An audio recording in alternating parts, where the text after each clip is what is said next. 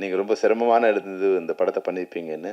இருந்தாலும் வந்து இப்போது தனஞ்சயன் சொல்லும்போது சொன்னார் பார்த்தீங்களா, அதாவது வந்து இன்றைக்கி வந்து டிஜிட்டல் சினிமா வந்த பிறகு திரைப்படம் எது அதுபோல் திரைப்படம் மாதிரி தெரிகிற திரைப்படங்கள் எதுங்கிற ஒரு வித்தியாசம் இல்லாமல் போயிட்டதால் மொத்த திரைப்படத்துக்கு உண்டான மரியாதை போயிட்டுதுங்கிறதால அது வந்து ஒரு அதாவது திரைப்படம் வெற்றி படம் தோல்வி படம் என்பது வேறு. ஆனால் திரைப்படமாகவே இல்லாமல் பல படங்கள் வர்றதால வந்து எங்களுக்கு அது ஒரு அவமானமாக இருக்குது. அப்போ அது குறைஞ்சபட்சம் அதில் உறுப்பினர்கள் இருந்தால் அந்த திரைப்படம் ஒரு நல்ல படமாக வரும். அது வெற்றியாகுது தோல்வியாகுது அது வேறு விஷயம். ஆனால் திரைப்படமாக இருக்கும் அப்படிங்கிற ஒரு அடிப்படையில் தான் உறுப்பினர்கள் இருந்தால் தான் நாங்கள் அந்த நிகழ்ச்சியில் கலந்துக்கிறதுங்க வந்து நாங்கள் ஒரு இயக்குனர் சங்கத்தில் ஒரு தீர்மானமாக எடுத்திருக்கோம். அந்த அடிப்படையில் தான் உங்களுக்கு வந்து அது ஒரு கம்பல்ஷன் கொடுத்தோம். அதனால் அது தப்பாக எடுத்துக்காதீங்க. இங்கே வந்த பிறகு வந்து இன்னொரு விஷயம் தெரிஞ்சுதான் நான் வந்தே இருக்க மாட்டேன். நீங்கள் இவ்வளோ பர்ஃபெக்ஷன் இருப்பீங்கன்னா நான் வந்தே இருக்க மாட்டேன். ஏன்னா வீட்டில் எனக்கு டார்ச்சர்னா என் பொண்டாட்டி இதே மாதிரி ஒரு டார்ச்சர் எனக்கு. அந்த வீட்டில் பெட் இருந்தால் பெட்டு மேலே பில்லோ எங்கே இருக்கணும், டவல் எங்கே இருக்கணும், குளிச்சுட்டு வந்தால் டவல் அந்த இது மேலே போடக்கூடாது, எப்படி அந்த ஷேர் மேலே போடக்கூடாது, அடுத்து பின்னாடி கொடியில் போடணும். இது வந்து ஒய்ஃப் ஊருக்கு போனோடனே முதல்ல எல்லாத்தையும் கலைச்சி போட்டுட்டு முதல்ல நான் சொன்னேன். அவ்வளோ மனவியாதியாக வந்துடும். வந்து ஒரு டார்ச்சராக இருக்கும். அது என்னென்னா சுத்தங்கிறது ஓகே, ஆனால் கால் உள்ளே வரும்போது செருப்பு வெளியே விட்டுட்டு உள்ளே வாங்கினீங்கன்னா பரவாயில்ல, செருப்பு உள்ளே வந்துவிட்டு பாத்ரூமில் காலை கழுவிட்டு வாங்கினீங்கன்னா எவ்வளோ டார்ச்சராக இருக்கும். உங்கள் ஒய்ஃப் எங்கே இருக்காங்க? எப்படி நீங்கள் வந்து அதை அக்செப்ட் பண்ணிட்டீங்களா? எப்படி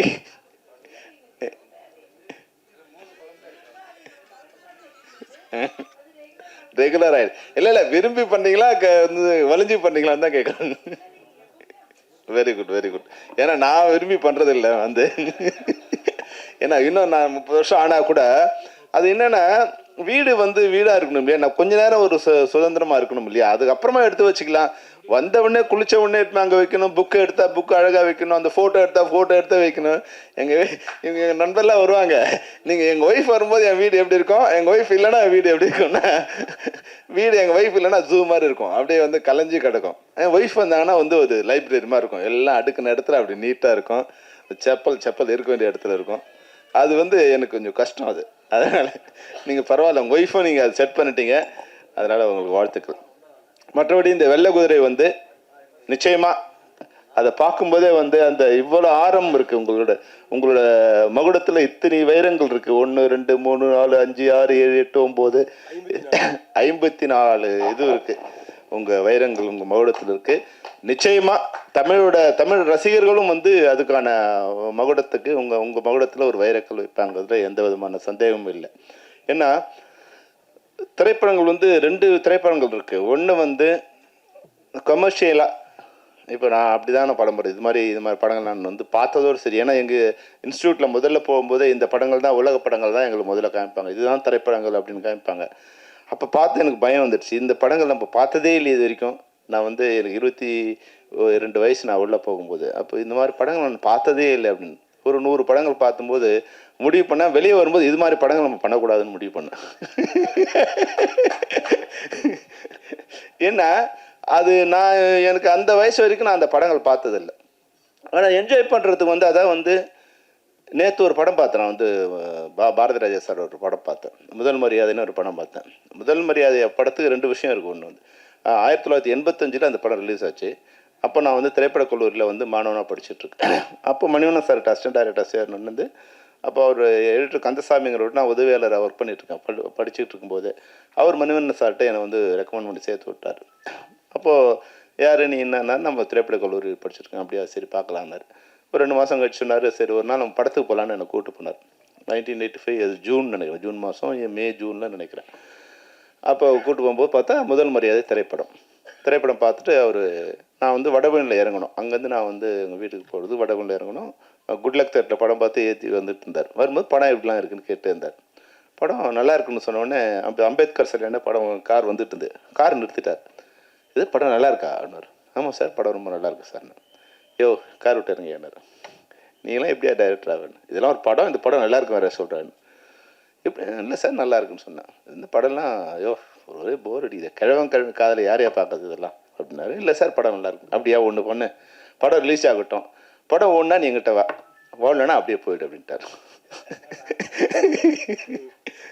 படம் வந்து 2 மாதம் கழிச்சு தான் ரிலீஸ் ஆச்சு. அது வந்து நான் பார்த்து 2 மாதம் கழிச்சு. நான் டெய்லி கோயிலுக்கு போகிறது எப்படியாவது இந்த படம் ஓடிடணும்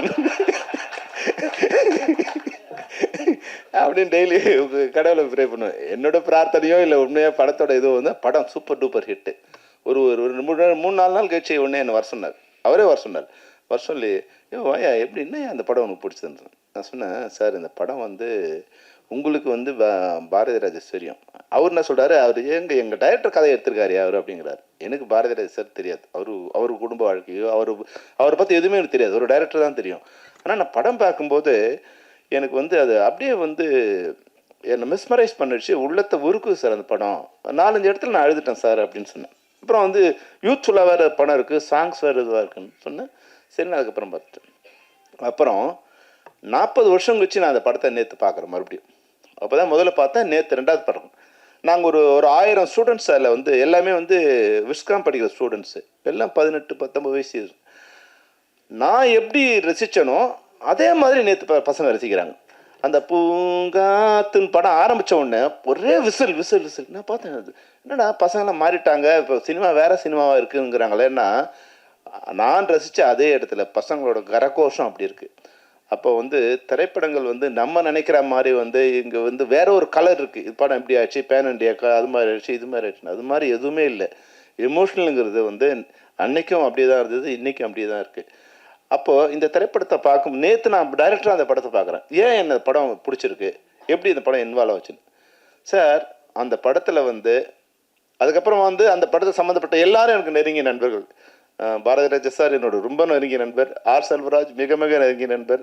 அப்புறம் சிவா சாரோட ஒரு படம் அசிஸ்டன்ட் டைரக்டராக ஒர்க் பண்ணேன்.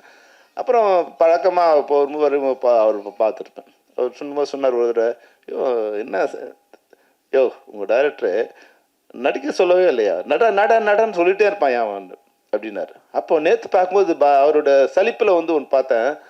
அதில் சிவாஜி சார் 60% நடந்துகிட்டே இருக்காருங்க. வேகமாக நடக்கிறார், மெதுவாக நடக்கிறார், சோகமாக நடக்கிறார், சந்தோஷமாக நடக்கிறார், லெஃப்ட்டில் திரும்புறாரு, ரைட்டில் திரும்புறாரு. அவர் சொன்னது ஒரு உண்மை இருந்தது. என்னன்னா, எதுக்கு திரும்ப சொல்கிறானே எனக்கு தெரியாது. இல்லை சார் இங்கே பாருங்க அண்ணன் இங்கே பாருங்க, நீங்கள் என்ன பண்ணணும், எதுக்குடா திரும்பணும், இல்லை நீங்கள் பாருங்கண்ணே இங்கே பாருங்கண்ணே, எதுக்குப்பா நடக்கணும், இல்லை கொஞ்சம் வேகமாக நடங்க. அப்புறம் வந்து உடனே அண்ணனை கூப்பிடு சார், அண்ணன் வாங்க இங்கே நடங்க, சன்செட் எதுக்குடா நடக்கணும், யாரை பார்க்கணும், அம்மாவை பார்க்குறேன்னா, பொண்டாட்டியை பார்க்குறேன்னா, அப்பாட்டியை பார்க்குறேன்னா, எதுவுமே சொல்ல மாட்டாயா. ஆனால் படத்தை பார்க்கும்போது அது நேற்று நான் வந்து ஒரு அனலிஸ்டாக ஒரு டைரக்டராக படம் பார்க்குறேன். அதில் ஒரு கதையுமே இல்லைங்க. ஆனால் கதை ஃபுல்லாக வந்து இயக்குனர் மண்டையில் தான் இருந்திருக்கு. அப்போது அதை வந்து ஒரு சிற்பம் மாதிரி அழகாக செதுக்கிருக்காரு. அதாவது வந்து பாரதிராஜா சாருக்கு மட்டும் இல்லை, சிவாஜி கணேசன் சார் மட்டும் இல்லை, அது ராதாவில் இருந்து நடித்த யாருக்குமே நீங்கள் பார்த்தீங்கன்னா காம்பினேஷன் சீன்ஸே இல்லை. அது நான் அதுக்கப்புறம் அந்த இடத்த போய் பார்க்குறேன். அது மாதிரி ஒரு வில்லேஜே இல்லைங்க. நம்ம கற்பனையில் அவர் உருவாக்கிற ஒரு வில்லேஜே அங்கே இல்லை. ஒரு மரம் செடி 2-3 கூட்டுங்க, அந்த ஒரு ரோடு இருக்கு பாருங்க, அதுதான் அங்கே இருக்குது. அப்போது ஒரு கலைஞனுங்கிறவன் வந்து எவ்வளோ பிரம்மாண்டமான படத்தை உருவாக்கியிருக்காருன்னா 100 கோடி ரூபாய் கொடுத்தா கூட அந்த படத்தை இன்னைக்கு யாராலும் எடுக்க முடியாது. அவ்வளோ பிரம்மாண்டமான படத்தை அவர் உருவாக்கி. அப்போது ஒரு கலைஞன் தான் இங்கே வந்து மிகப்பெரிய அந்த தன்மை வந்து இன்றைக்கி நான் சன்ராஜ் உங்கள்கிட்ட பார்க்கும்போது இருந்தது. நிச்சயமாக அந்த தைரியம், என் படம் நல்லா இருந்தால் எழுதுங்க, யார்கிட்டையும் அவர் கெஞ்சலை, என் படம் நல்லா இருந்தால் நல்லா இருக்குன்னு எழுதுங்க, நல்லா இல்லை எழுதுங்க. அப்போ அந்த கான்ஃபிடென்ஸ் வந்து நிச்சயமாக இயக்குனருக்கு உண்டான ஒரு கான்ஃபிடென்ஸ் உங்களுக்கு இருக்குது. அது நீங்கள் எங்கேருந்து வந்தீங்களோ அதுலேருந்து கொடுத்து நிற்கலாம். ஆனாலும் அந்த தைரியத்தையும் அந்த உண்மையும் உங்கள்கிட்ட பாராட்டுறேன். அதுபோல் ஹர்ஷா கூட வந்து இப்போ கதை எங்கே வந்து ஒன்றாலும் எடுக்கலாம். நிச்சயமாக எனக்கு ஒரு தயாரிப்பாளர் வந்து புலன் விசாரணை படம் பண்ணும்போது எனக்கு என்ன கொடுத்த கண்டிஷன் என்னென்னா, Vijayakanth sir only night call sheet தான், அதில் வந்து 30 நாள் தான் நைட் கால் ஷீட், அதில் படம் பண்ண முடியும்னார். நான் சொன்னேன் 3 நாள் தான் கொடுப்பீங்கனாலும் நான் படம் பண்ணுவேன். ஏன்னா எப்படியாவது நம்ம உள்ளே வந்துடணும் இல்லையா. ஆனால் 100 நாள் ஷூட் பண்ணுங்கிறது வேறு விஷயம். அப்போ உள்ளே வந்துடணும் இல்லையா.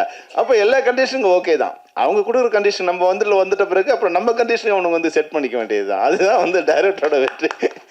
அப்போது அவர் தான் எனக்கு அது மாதிரி கண்டிஷன் கொடுத்தாரு. ஆனால் உங்களுக்கு வந்து உங்கள் டைரக்டர் வந்து நீங்கள் என்ன கண்டிஷன் கொடுத்தீங்களோ அதுக்குள்ளே இருக்குது. நானும் வந்து கேப்டன் பிரபு வந்து மலைவாழ் மக்கள் பார்க்கும்போது அது வந்து வேற ஒரு உலகம். அந்த உலகத்தில் கள்ளம், கபடு, சூது எதுவுமே இல்லை. எந்த கதவுக்கும் வாசல் இல்லை, வாசல் இருந்தாலும் அந்த கதவுக்கு தாழ்பால் இல்லை, பூட்டு இல்லை. அந்த அந்த மனங்களுக்கும் வந்து பூட்டு இல்லை, வாய்க்கும் பூட்டு இல்லை. அவங்க என்ன நினைக்கிறாங்களோ அதை பேசுகிறாங்க. அப்போ உண்மையாக இருக்காங்க, யாருக்கும் பயம் இல்லை, நாளைக்கு சொத்து சேர்க்கணுங்கிற அவசியம் இல்லை. அவங்களுக்கு இன்னும் காடு இருக்குது, ஏதாவது வேணும்னா போய் காட்டில் இந்த மலை தேனியோ இல்லை விலங்கோ இல்லை ஏதோ ஒன்று கொண்டு வந்து அவங்க அன்னைக்கு தேவைக்கு மட்டும்தான் அவங்க ஒரு ஒரு ஒரு அனிமல் மாதிரினா நான் தவறாக சொல்ல, பசிச்சா சாப்பிடும் அனிமல், பசிக்கலைன்னா பக்கத்தில் வந்து புலி பக்கத்தில் மான் போனால் கூட புலி திரும்பி பார்க்காது, அது மட்டும் அது வேலையை பார்த்துட்ருக்கோம். அது மாதிரி அந்த மக்கள் எப்படி இருக்காங்கன்னா, அவங்களுக்கு பசிக்கு இன்றைக்கி பசிச்சா இன்றைக்கி தேவைக்கு மட்டும் கொண்டு வந்துருக்காங்க. அவங்க வீட்டில் வந்து கொடவுன் இல்லை, அடுக்கி வைக்கிற பானை இல்லை, எதுவுமே இல்லை. அப்போ அது மாதிரியான சுத்தமான ஒரு இதுவாக இருக்காங்க.